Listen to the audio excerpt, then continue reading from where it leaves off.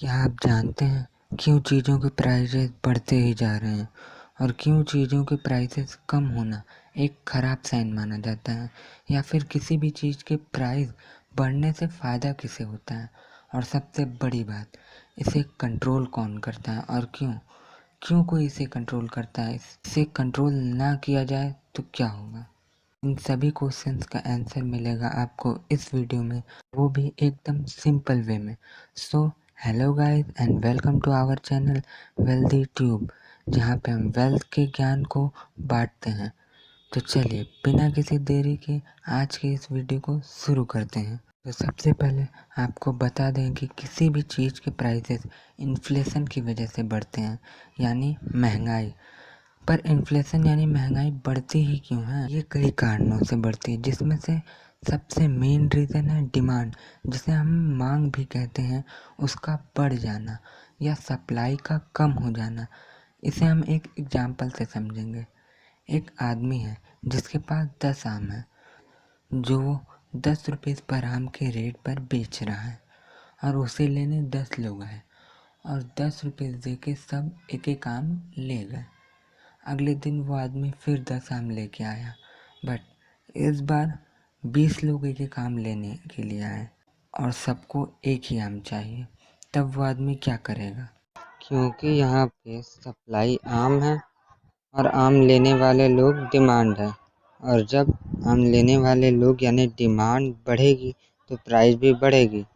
इसलिए वो आदमी करेगा ये कि आम के प्राइस को वो 12 रुपये कर देगा और कहेगा अगर किसी को ये आम चाहिए तो मुझे 12 रुपये दो और आम ले लो।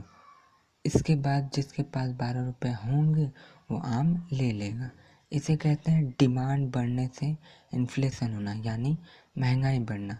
इससे अलग सप्लाई के कम होने से भी प्राइसेस इंक्रीज होंगी। इसे हम फर्स्ट एग्जांपल से रिलेट करेंगे। मान लेते हैं नेक्स्ट डे वो आदमी सिर्फ 5 आम लेके आया और आज 10 लोग आ गए और सब 10-10 रुपये दे रहे हैं और एक आम मांग रहे हैं।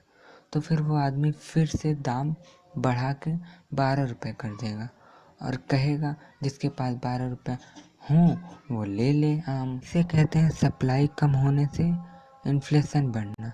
इन्फ्लेशन बढ़ने के और भी कई रीज़न्स हैं, जैसे सरकार के ज़्यादा नोट छापने से, जो कि जिम्बाब्वे में हुआ था।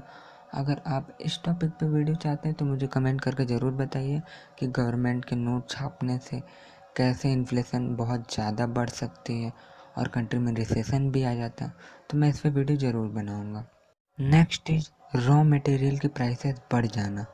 जैसे अगर पेपर की कॉस्ट बढ़ जाए तो बुक की भी कॉस्ट बढ़ जाएगी, यानी बुक की भी प्राइस बढ़ जाएगी। या फिर पेपर की फैक्ट्री में वर्कर्स की सैलरी बढ़ जाए तो भी पेपर की कॉस्ट बढ़ेगी, तो फिर बुक की कॉस्ट बढ़ जाएगी तो बुक की प्राइसेस भी बढ़ जाएंगे। सर हम कह सकते हैं कि रॉ मटेरियल की कॉस्ट बढ़ने से भी इन्फ्लेशन बढ़ती है। अब ये जानते हैं कि क्यों डिफ्लेशन यानी चीज़ों के प्राइसेस कम होना एक अच्छी चीज़ नहीं मानी जाती है। और हाँ, अगर आपको ये वीडियो अच्छी लगी तो इसे लाइक ज़रूर करें।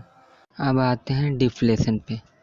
मान लीजिए सभी चीज़ों के प्राइसेस कम होते जा रहे हैं, जिसके कारण बिल्डिंग एंड गोल्ड के प्राइसेस भी तेज़ी से गिर रहे हैं। अब सोचिए, अगर आपने 50 लाख के घर के लिए लोन लिया है और उसकी प्राइस इस टाइम 20 लाख हो गई है, तो आप क्या बैंक को ईएमआई देंगे या फिर नहीं देंगे? नहीं देंगे। सिंपल सी बात है कि कोई 20 लाख की चीज़ के 50 लाख क्यों देगा? जब लोग लोन पे करना बंद कर देंगे तो बैंक को लॉस होने लगेगा और फिर बैंक बैंकरप्ट यानी दिवालिया होने लगेंगे। जब बैंक बैंकरप्ट हो जाएंगे तो बिजनेसेस को लोन नहीं मिलेगा। जब बिजनेसेस को लोन नहीं मिलेगा तो बिजनेसेस भी बंद होने लगेंगे। बिजनेसेस बंद हुए तो लोगों की जॉब चली जाएगी। जॉब नहीं होगी तो उनके पास पैसे भी नहीं होंगे। पैसे ही नहीं होंगे तो लोग अपनी बेसिक नीड कैसे पूरी करेंगे, जैसे फूड एक्सेट्रा, जो कि एक बहुत ख़राब सिचुएशन होगी। इसे ही हम लोग रिसेशन कहते हैं। अब आपको ये समझ आ गया कि इन्फ्लेशन यानी महंगाई को कंट्रोल करना कितना ज़रूरी है। अब आती है बात कि इन्फ्लेशन को कंट्रोल कौन करता है। किसी भी देश के इन्फ्लेशन को वहाँ के सेंट्रल बैंक कंट्रोल करते हैं और हमारे देश इंडिया में इन्फ्लेशन को आरबीआई यानी reserve bank of India control करता है। और आरबीआई इसे कैसे कंट्रोल करता है, आप ये भी जानना चाहते हैं तो हमें कमेंट करके ज़रूर बताएं। हम इस टॉपिक पे भी वीडियो ज़रूर बना देंगे। अब आखिरी सवाल है, इन्फ्लेशन के बढ़ने से फ़ायदा किसे होता है? तो इसका आंसर है इन्वेस्टर्स। इन्वेस्टर्स को इन्फ्लेशन के बढ़ने से फ़ायदा होता है क्योंकि इन्वेस्टर्स से उनकी एसेट्स यानी गोल्ड, बिल्डिंग जिसमें भी उन्होंने इन्वेस्ट किया होता है उसकी प्राइसेस बढ़ती हैं इन्फ्लेशन के कारण, इसलिए उन्हें प्रॉफिट होता है। तो आज की इस वीडियो को हम यहीं ख़त्म करते हैं। हमें सपोर्ट करने के लिए इस वीडियो को शेयर ज़रूर करें और आपके मन में अगर कोई डाउट हो तो हमें कमेंट करके ज़रूर बताएं। ऐसी ही नॉलेजेबल वीडियोस के लिए हमारे चैनल वेल्दी ट्यूब को सब्सक्राइब ज़रूर करें। मिलते हैं नेक्स्ट वीडियो में।